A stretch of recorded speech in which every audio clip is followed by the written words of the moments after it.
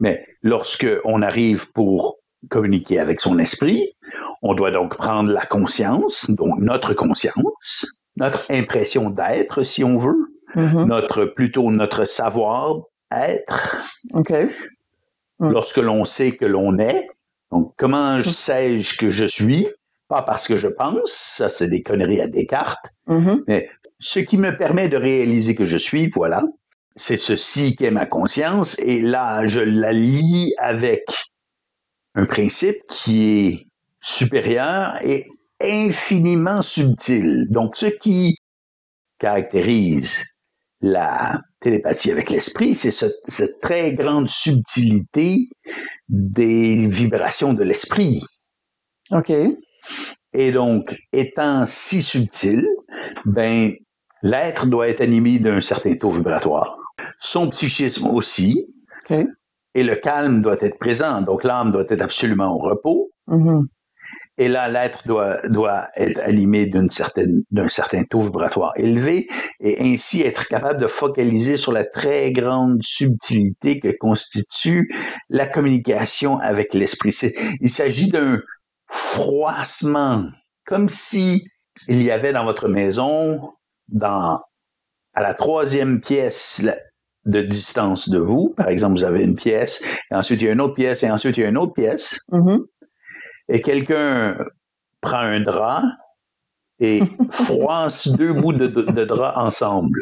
Et si vous pouviez entendre ceci, donc ça prendrait un grand silence, une grande subtilité, une ouïe affinée et peut-être justement une attention très attisée envers ces phénomènes. Bon, en ce cas-ci, on parle d'un son, mais bon. Et pour entendre le froissement des 2 draps. Donc, c'est ainsi que la télépathie avec l'esprit naît, commence, débute. OK. Cette subtilité est-elle subtile à cause de la présence de la télépathie venant de l'astral? Ou est-ce tout simplement la nature de ce lien qui naît? C'est la nature du plan mental supérieur d'être si subtil. Et, bon, la conscience n'étant pas habituée à s'adresser à ceci, elle va trouver ça très difficile au début parce que, bon, c'est très subtil et c'est très fin comme phénomène et donc la conscience doit s'affiner pour pouvoir le percevoir. Mais une fois que c'est fait, on peut en prendre l'habitude, on peut développer ce raffinement psychique. En général, pour l'humain, donc lorsqu'on parlera de télépathie avec le plan mental supérieur, avec l'esprit, ce qu'on aura fait, c'est qu'on aura déjà fait une première opération de fusion. OK. Donc, une opération de fusion, c'est lorsque l'humain pète les plombs parce qu'il n'en peut plus et sans comprendre pourquoi ou comment ou qu'est-ce qu'il fait, il va utiliser sa volonté, son intelligence ou son amour pour faire descendre de force son esprit plus près de lui. OK. Et donc, ceci rapproche l'esprit et permet à ce moment-là un geste, une parole, une inspiration, peu importe quoi, qui vient du mental supérieur, qui vient de l'esprit. Et donc, après avoir vécu ceci, là, la télépathie avec le plan mental supérieur devient beaucoup plus possible et même possiblement quelque chose du quotidien. Mais donc, quand vous parlez de fusion, là, oui, de première étape de fusion, oui. Est-ce exact de dire que, je veux dire, de nombreuses personnes peuvent avoir connu cette première étape? Oui. On parle pas nécessairement d'une fusion complète, peu importe ce que ça peut vouloir dire. Définitivement mais quand même, ce premier pas peut avoir été franchi par de nombreuses personnes. Oui. Et il peut y avoir ce début et même cette communication en progression. Oui. Possiblement que pour une partie des gens qui ont fait, par exemple, le séminaire avec Bernard de Montréal, ce canal a été ouvert. D'accord. OK. Oui, parce que beaucoup de gens apportent, d'ailleurs, en tout cas, beaucoup de gens qui ont fait le séminaire de Bernard de Montréal rapportent avoir vécu des choses, une connexion justement avec leur esprit ou bon, des phénomènes de ce genre. Des phénomènes inhabituels. Oui, exact. Intéressant. Encore, évidemment, faut-il ensuite réaliser ce fait et continuer la communication. Ben, effectivement, donc. Avec son esprit. Oui. Donc, si. Mais cette grande subtilité, on la sent comment, je veux dire, comment dire? Comment savoir que... On peut pas savoir. On peut pas. On peut pas savoir. On peut converser ou au début, ce qu'on fait, c'est qu'on se fait inspirer. OK. Et là, on peut regarder, ça inspire quoi? Mm-hmm. Est-ce qu'on agit selon cette inspiration? Idéalement, si l'inspiration nous apparaît intelligente, parce que si elle paraît pas intelligente, normalement, ce n'est pas votre esprit. Mm-hmm. Non pas que vous êtes intrinsèquement capable de reconnaître l'intelligence de votre esprit, mais votre esprit est suffisamment intelligent pour savoir que s'il vous inspire à quelque chose dont vous ne voyez pas l'intelligence, ben vous n'agirez probablement pas dans cette direction, et ainsi ceci empêchera la naissance de cette connexion qui est recherchée par l'esprit, qui est voulue par l'esprit, qui n'est pas... L'esprit ne va pas l'esprit ne va pas se plier en quatre pour parler avec l'ego. Il a ses standards, l'esprit. Il a ses limites. L'esprit a ses règles, ses lois. Donc, un ego qui n'est pas prêt à recevoir l'esprit ou qui ne va pas se comporter selon ses lois, mais il ne gardera pas sa connexion constante avec son esprit, ne pourra pas pratiquer cette télépathie et on va probablement stagner un certain temps jusqu'à ce qu'il ait une autre très grande souffrance qui lui amène à, comme je le disais plus tôt, faire descendre son esprit un peu plus. Oui, mais comme vous dites, l'esprit veut communiquer avec l'ego. Il veut fusionner avec l'ego. Donc, OK. Et il a ses lois, il a ses, comme je disais, il a ses standards, c'est-à-dire des règles absolues. Et ces règles ne peuvent jamais être fléchies parce que si on fléchit la règle, on fléchit le canal de communication en même temps. Et ces règles-là, est-ce que vous pouvez en parler? Est-ce que je peux en parler? Je peux tenter de le faire. Le langage humain étant... Non, je ne peux pas le faire. Ah non? Non. OK. Je ne peux pas le faire parce que ces règles sont d'un absolu qui relève des lois intrinsèques des plans supérieurs qui n'ont pas leur représentation dans les plans inférieurs psychologiques de l'humain. OK. Donc, autrement dit, quelqu'un peut dire en mots ce que ces lois veulent dire, mais on ne peut pas avoir la signification complète à travers les mots. Non, je comprends. Donc, ces mots qu'on utiliserait seraient inadéquats. Ouais. Et ce qu'il y aurait de pire, c'est que, utilisant des mots inadéquats, les gens pourraient se faire des idées au niveau de ces lois. Alors, ils seraient complètement court-circuités au niveau de leur évolution. Oui, effectivement. Et ceci serait très néfaste. Oui. Okay. Ça, c'est une des lois.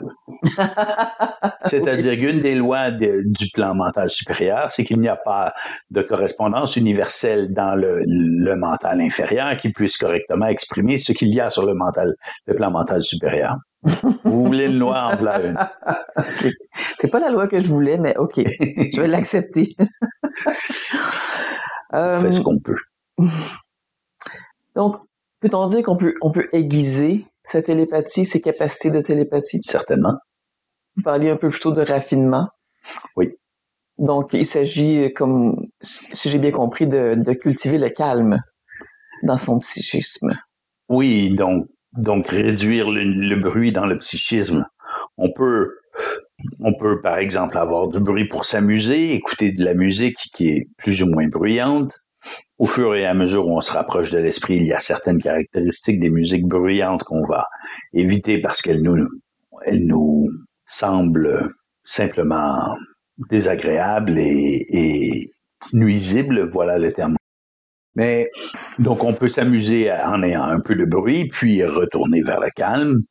Mais au fur et à mesure où l'évolution avance, il y a toujours ce grand calme, donc qui prend de plus en plus de place.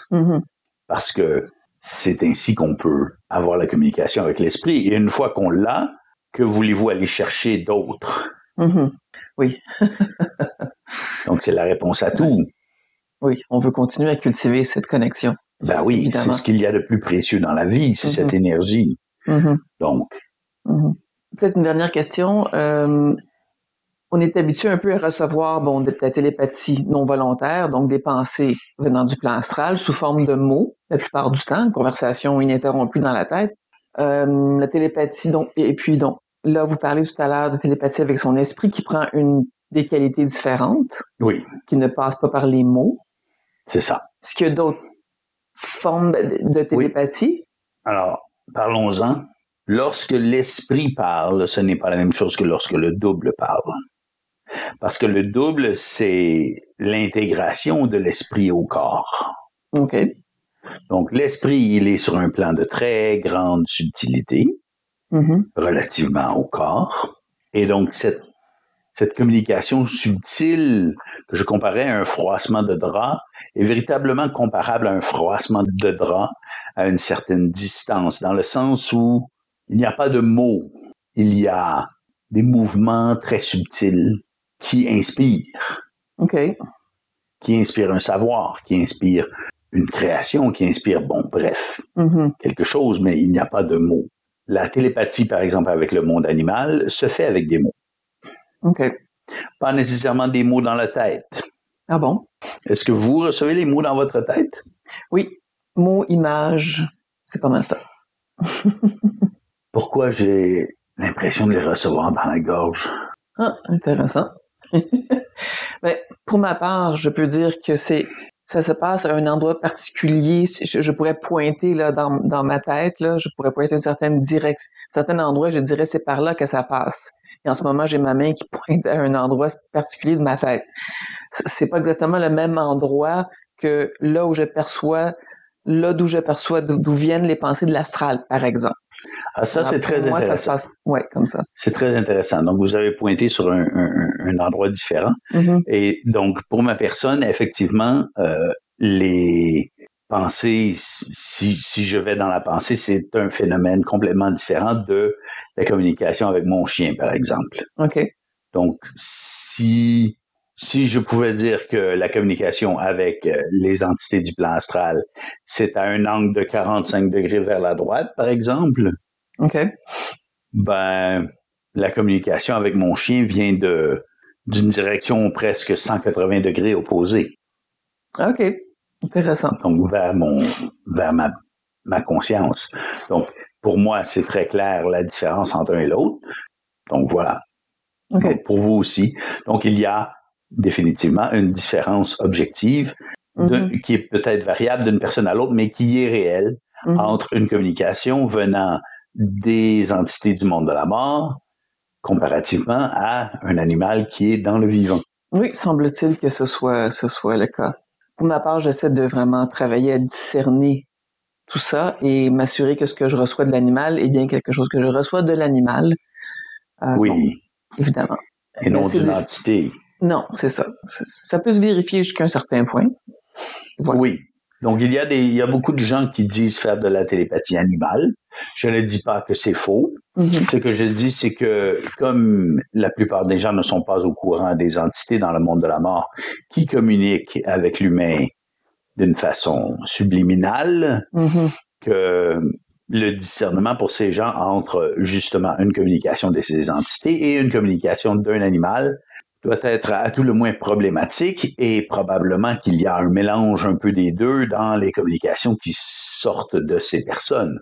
Donc, lorsque l'être conscient pourra communiquer donc avec les animaux comme vous le faites avec le savoir de la différence, ou du moins avec le savoir qu'il existe une différence entre les entités, les communications provenant des entités et les communications provenant de l'animal comme tel, donnera à ces communicateurs conscients un très grand avantage quant à interpréter donc l'écologie. Parce que nous avons un gros problème sur la Terre avec l'écologie.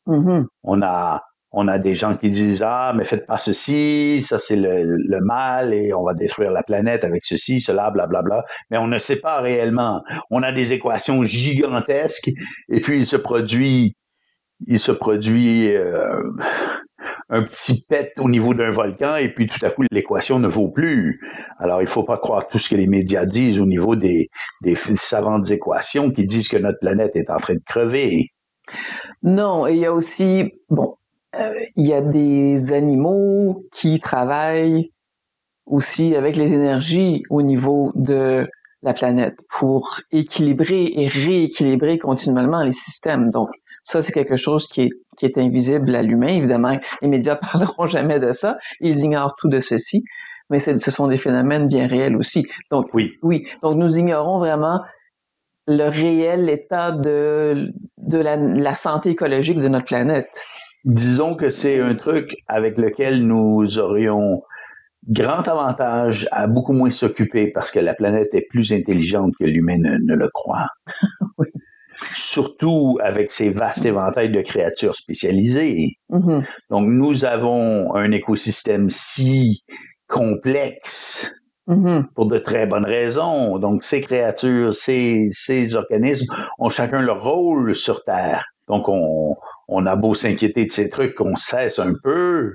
Oui, mais bon, tout de même, il y a beaucoup de pollution. Il y a l'activité humaine dépourvue d'intelligence qui a un effet destructeur. Bon, ça, faut quand même le...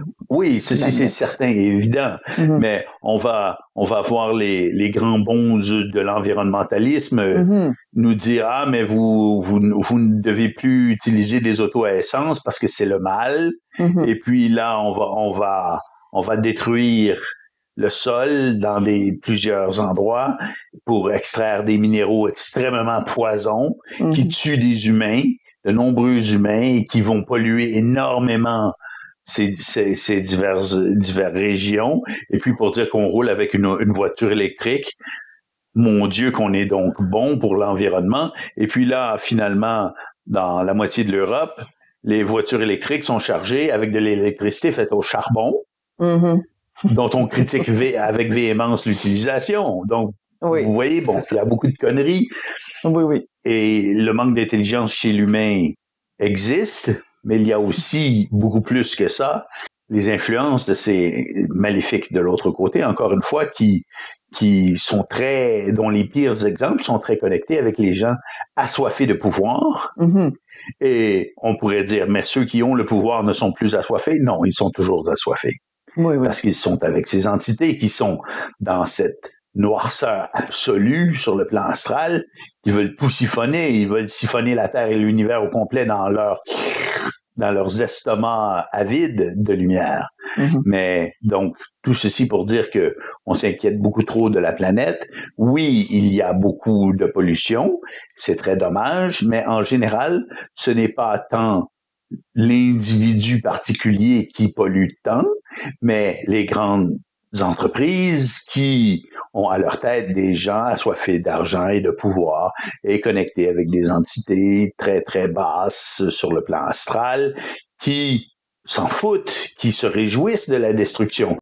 Tout ceci pour dire que la télépathie universelle ou même locale avec l'écosystème de la Terre permettrait un très, très grand rééquilibrage de la relation de l'humain avec sa planète et aussi un grand apaisement au niveau de la masse psychique mondiale quant à la terreur de ruiner notre monde qui est complètement illusoire, qui vient directement de ces entités. Donc, cette terreur qui devient une maladie mentale reconnue chez l'humain. Alors, on ne blague pas, la souffrance, elle est réelle. Oui. Pour des illusions totales que une télépathie avec les écosystèmes du globe réglerait facilement.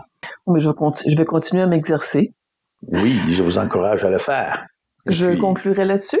J'encouragerais, moi, les gens à vous contacter pour parler à leurs animaux.